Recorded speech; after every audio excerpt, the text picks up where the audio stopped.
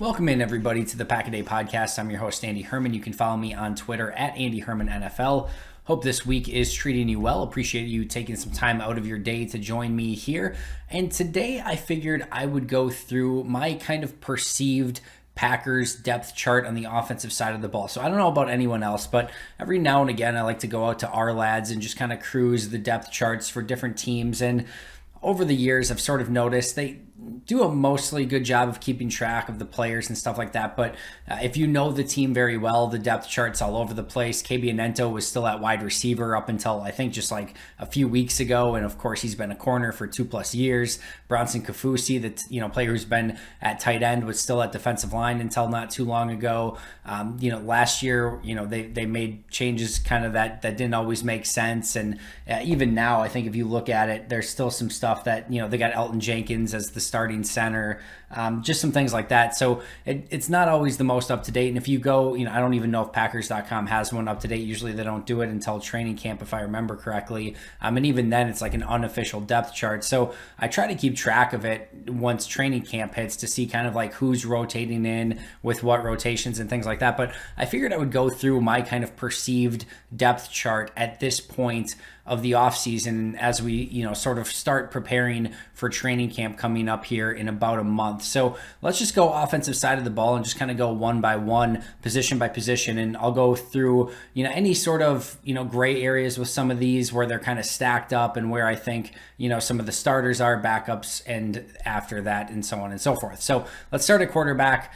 Of course, a lot undecided and undetermined here still, but I think this is fairly straightforward, right? If everything is according to plan and we see what happens with Aaron Rodgers showing up, I think Aaron Rodgers is, of course, obviously your number one quarterback. Jordan Love becomes your number two. I still think even if they decide to keep Bortles and everything like that through training camp, I still think Jordan Love is the de facto number two. I don't think there's much question about that. I just think no matter what happens with Rodgers, if Rodgers is here, I should say, I think Jordan Love becomes the two no matter what. Of course, if Rodgers isn't there, that opens up a totally different can of worms. But right now, Aaron Rodgers is on the roster, so Aaron Rodgers is the one. Jordan Love is the two.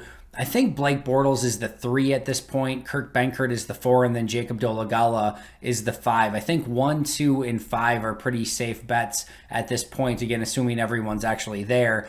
I think the interesting battle would be between number 3 and number 4, between Blake Bortles and Kurt Benkert. Now, if Aaron Rodgers is there, if Jordan Love is there, then the question becomes, do you even keep a third quarterback, right? There very well may not be the need. As I've mentioned before, I think one of the things with Blake Bortles is Aaron Rodgers likes a veteran in that room, likes somebody that can quiz him and challenge him with different concepts and different formations and different thought processes. So that could be a Blake Bortles. That kind of is that veteran presence for him. And also Jordan Love needs somewhat of a mentor, someone to kind of have his arm around him, show him how to do things. Aaron Rodgers, if he's here, doesn't always have time for that. He's trying to win another MVP and another Super Bowl. Mentoring Jordan Love, while I'm sure is part of his process, because that's by all accounts what he did this past season from time to time as well. It can't be the main part of his job, obviously. So I think Blake Bortles, you could make an argument there. But you also could say, listen, if Rodgers is our 1 and Love is our 2, either A, we just don't need a 3, or B, we don't need a veteran. We need more of a developmental type of guy, which maybe is a Kurt Benkert type of player. So I think those would be the things that they would weigh. Again, we'll see what kind of happens, but Rodgers, Love, and then maybe Benkert as a practice squad guy could make a lot of sense. But right now I'm going to stack it Rodgers 1, Love 2, Bortles 3, Benkert 4, and Dolegala 5. Running back, I think we have a pretty safe set of, safe depth chart here. Number 1 and number 2, Aaron Jones is your 1, A.J. Dillon is your 2. And then really I have the 3 stacked all together at number 3. And I think it's going to be a training camp battle to see who comes out 3, 4, 5. Obviously 5 probably is a practice squad player. 4 is either maybe they make it on or becomes a practice squad player. And then 3 is, of course, on the roster. But I've got Patrick Taylor, Dexter Williams, and Kylan Hill all stacked up right now in that number 3 in a competition. I really like Kylan Hill. If you didn't get a chance to listen to my deep dive on Kylan Hill, I would definitely recommend doing so. Very excited about him. Patrick Taylor is another player, just an impressive impressive species, a human being at running back. Like, you just don't see many running backs built like him. He's a unique player, good hands. Like, I'm fairly intrigued by him as well. And then Dexter Williams, a player who has obviously been here the past couple seasons, learning the system, former 6th-round pick. I think all three of those guys are going to be in the discussion. So right now, Jones 1, Dillon 2, and then Taylor, Williams, and Hill all stacked at that number 3 spot. H-back, I've got Josiah DeGuara number 1, Dominique Dafney number 2. Jay Sternberger, I guess you could put as like a number 3 in H-back. We saw him run it a couple years back when Danny Vitale went down. So I guess you could throw him in there as the number 3 H-back in an emergency type situation. But Josiah DeGuara, if he's healthy, will likely enter camp as that number 1 H-back. And then Dominique Dafney will get some looks there as well.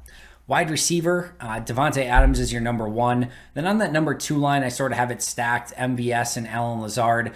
Different flavors of receiver, right? So MVS is going to be a deep guy. Allen Lazard is going to be your possession guy, but they're both going to see a ton of playing time. Then on that number 4 line, I've got, or I guess number 3, but number 4 wide receiver, because I've got 3 already, is Amari Rodgers. I still think he's going to obviously make the team, and then I still think he's going to play a part. Could be the primary slot receiver. We'll see. He's probably going to have to earn that, but I have him firmly in that number 4. And then I've got EQ and Devin Funchess stacked on that, 5th line, if you will. After that, Malik Taylor, Juwann Winfree, Bailey Gaither, and then Chris Blair and Reggie Begelton stacked, and then DeAndre Tompkins as the last one on the list. So I think if you look at it, as I've mentioned, I think EQ and Devin Funchess could be fighting for one spot, special teams pending. Malik Taylor could have a leg up there because of his special teams prowess, because he's one of the key gunners on special teams. So I think that's going to be the interesting aspect, is if Adams, MVS, Lazard, Amari Rodgers all make it, and you need a guy for special teams that could only leave EQ or Funchess for one spot, which if I were a betting person today, I would say Devin Funchess would have the advantage there. Now, all of that said, a lot of the times injuries or other things can kind of work itself out with all of this stuff. But right now I'm putting Adams as that first line, MVS and Lazard on the 2, Amari on the 3 by himself, EQ and Funchess kind of on that 4 line, then Malik Taylor, then Winfree, Gaither, Blair Begelton, and then Tompkins. Tight end, Robert Tonyan is the number 1 on my list. Mercedes Lewis, the top backup, obviously more of the run blocking tight end. Really, you can almost put him as on the 1 line of blocking tight ends, right? Tonyan's on the 1 line of more of your overall tight end. Number 3 is Jay Sternberger. And then you could throw in DeGuara Dafney here as well. Isaac Nauta is my 4th, and then Bronson Kafusi is my 5th. Again, making that transition from edge/defensive lineman to tight end. Obviously not an easy thing to do. He did not look, just being transparent, he did not look great. I didn't think in mini camps or OTAs he's got a long way to go. Don't necessarily see him making that jump, but maybe he's a player that gets a shot on the practice squad, but he's not young either. So if you're looking at somebody who's probably quite behind the 8 ball right now, I'm going to say that that's Bronson Kafusi. Offensive tackle is an interesting one. David Bakhtiari, number 1, of course, pending, that injury. So we'll kind of see what happens there. Billy Turner, right now I have as that number 2. Elton Jenkins as number 3. Again, we're going to place him at guard in just a second, but I'm going to put him at that number 3. Ben Braden at 4. And really Royce Newman right there too. Actually, I'm going to change my notes live as we speak here. I'm going to put Braden and Newman together. We both saw them get snaps kind of equally at tackle. So Bakhtiari, Turner, Jenkins, then Braden, Newman together, then Yash Nijman, then Zach Johnson is where I would place the offensive tackle depth chart right there. You could have a Cole Van Lanen, maybe a Coy Cronk step out and play some offensive tackle as well, but that I'm going to put them at guard in just a second, and that's how I would label the offensive tackle position.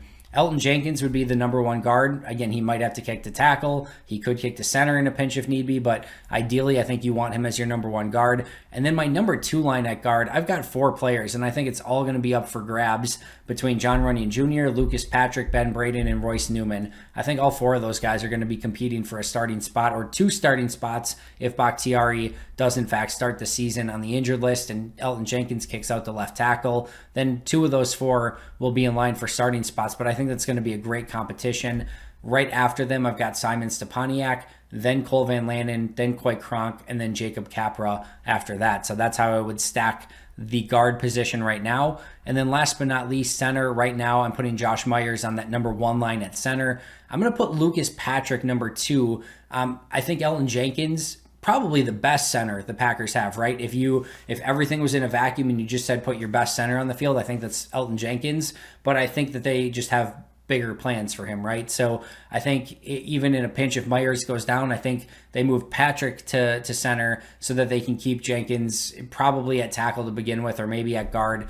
They could move, obviously, Elgton Jenkins there as well, but I'm going to say Myers, Patrick, Jenkins, and then Jake Hansen would be the number 4 guy behind that. So that's a look at the offense and where I would kind of place everyone on that depth chart right now. I think it's going to be a very interesting training camp with how everything stacks up and shakes out with a variety of these different positions.